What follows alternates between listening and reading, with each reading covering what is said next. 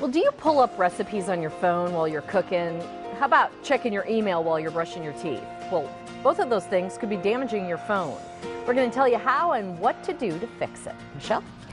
Just about all of us have had a cracked screen. I've got one. I should have brought my phone over there. I have one right She's here. got one. I dropped my phone. I've got a cracked screen. I don't want to pay to get it fixed. I know. But you That's know the what? There's actually a cheaper option than getting the glass replaced. What's that? Because those cracks can let moisture in. And before Nick went on vacation, Yes. we sent him to get some tips from the pros. Well, with Memorial Day behind us, we know a lot of people are going to be outside by the water, by the pool. The humidity is going to be going up, and we're going to be having these with us all the time. So what can we do to protect ourselves from losing this expensive piece of technology? I just dropped mine the other day. Thankfully, it didn't crack my screen. But what if I did? Let's talk to Christine Ricci. She is with Phone Medic here in the Olathe area.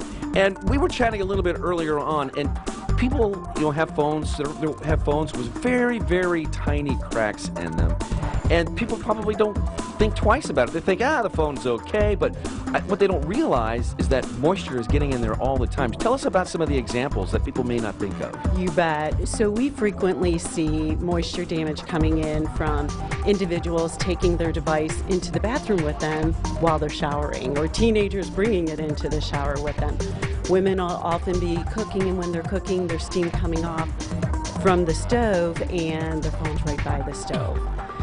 The other example that we see quite frequently, you have it in the hot car, you bring it in from the hot car into an air-conditioned environment, and once that happens, the condensation starts building up. Okay, I've said, I was going to the lake with my wife, and I got my phone out, and hey, Wendy, I'm just going to put mine in a plastic bag right now. This is okay, right? This is good? It's okay, but there's a lot of wear and tear that can happen with it, and it's not going to be 100% sealed. What's safer is using a bag that is hermetically sealed, like a lock sack, and it seals out 100% of the humidity and 100% of the water. You've also got hard cases here. Is this also waterproof? Yes, there's a lot of options out there through OtterBox, Ghost Tech that have waterproof cases that also you can drop your device down 100 meters, 200 meters, will keep it completely safe as well.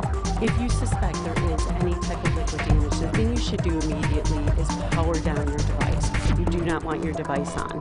And then the next thing you need to do is dry it out, and dry it out as quickly as possible. Rice isn't going to work. The next thing that we do, remove the battery, and then you immediately want to start the dehydration process. This is an example of a device, and this is only after 24 hours. You can see how quickly the corrosion has built up within the device. So typically what we'll do is we'll remove the logic board, and we use one of my most favorite tools is this ultrasonic cleaner.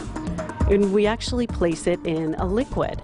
And within the liquid, what that will do is it creates very high-powered frequency sound waves that builds off, takes a lot of that corrosion off the components of the phone.